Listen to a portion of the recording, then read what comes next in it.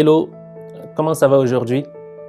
Entreprendre, c'est quelque chose qui nous réserve toujours des surprises, des bonnes comme des mauvaises, parfois désagréables, qui ont tendance à saper notre morale.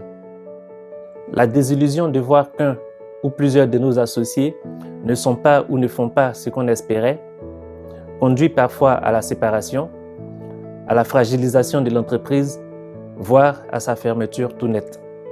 Pour donner les chances à votre entreprise de réussir, vous devez bien choisir vos associés et écouter les signaux d'alerte. C'est ce dont je vais vous parler dans cette vidéo.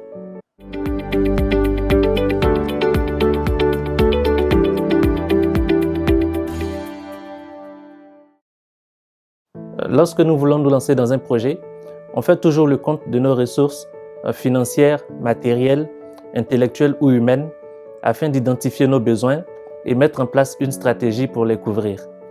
La plupart des entrepreneurs débutants seront confrontés à deux déficits qu'ils pourraient qualifier de majeurs, à savoir l'insuffisance ou le manque de moyens financiers et le manque d'associés, parfois pour un investissement intellectuel, mais très souvent également pour combler le manque de moyens financiers, et c'est là l'origine de la grosse erreur qu'on commet lorsqu'on s'associe à des gens. Vous devez donc absolument éviter de commettre cette erreur.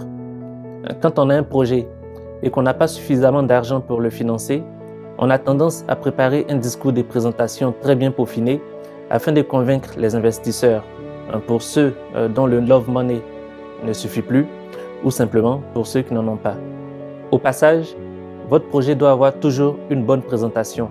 Peu importe l'objectif de cette dernière, vous devez apporter un soin particulier à la rédaction de la présentation de votre projet.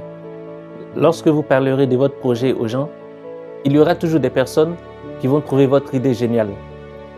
Des gens qui percuteront très vite l'opportunité et qui sur le champ vous montreront leur intérêt et leur motivation à faire partie de l'aventure. S'il est vrai que ces personnes peuvent sembler être pour vous la solution que vous attendiez, on est d'ailleurs tous tombés dans ce piège, il est encore plus vrai que vous devez éviter de vous enthousiasmer trop tôt et être emballé par leur discours d'homme de la situation. Vous savez, dès les premières réunions, ces associés vous montreront des signes qui doivent immédiatement vous alerter et que vous devez prendre en considération. Parfois, votre intuition vous préviendra, mais vous n'aurez pas forcément d'oreille pour elle, et c'est dommage. Voici donc quelques signaux auxquels vous devez prêter attention. Ils apportent parfois des idées qui ont tendance à dénaturer votre projet.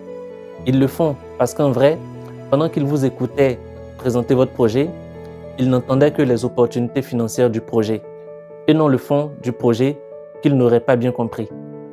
Ils vous donnent donc des idées à la fausse allure de bonnes idées, juste pour vous faire croire qu'ils contribuent au projet.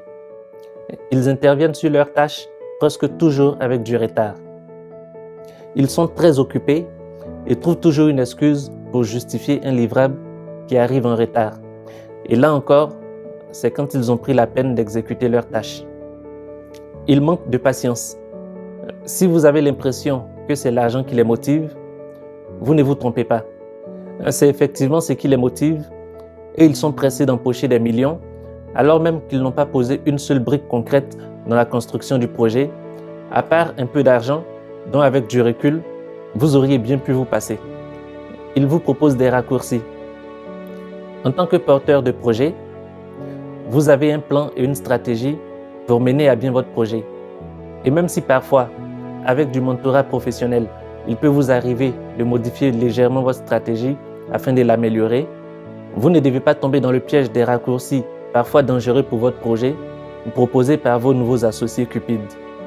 Vous avez du mal à les avoir au téléphone régulièrement et quand il le faut. Même s'ils vous disent qu'ils étaient à un rendez-vous ou qu'ils n'ont pas vu l'appel, ne vous y trompez pas. La communication avec un associé sérieux est toujours fluide.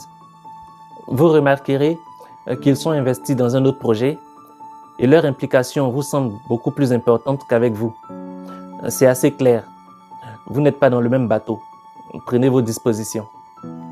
Parfois, dans la vie de l'entreprise, ils vont faire de petits détournements des fonds.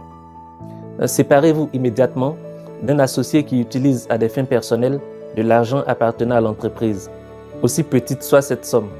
Qui vole un œuf volera un bœuf, dit-on.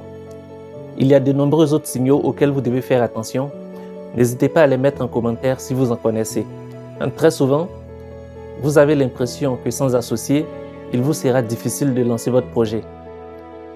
Ce n'est qu'une impression à juste titre, parce que dans la plupart des cas, vous pouvez vous lancer seul et prendre des collaborateurs qui vont travailler sérieusement et efficacement. Si vous avez véritablement besoin d'associés et d'argent, prenez le temps de bien choisir un ou deux associés au maximum pour un apport intellectuel ou matériel et cherchez votre financement auprès d'organismes dont c'est le métier d'aider à la levée de fonds. Ne laissez pas les faux associés tuer votre entreprise et votre projet. N'hésitez pas à partager votre expérience avec nous en commentaire. Si vous avez aimé cette vidéo, n'hésitez pas à la partager avec vos proches, laissez un petit pouce, abonnez-vous si ce n'est pas encore le cas, n'oubliez pas d'activer la cloche de notification et on se dit à très bientôt dans une autre vidéo. Allez, salut!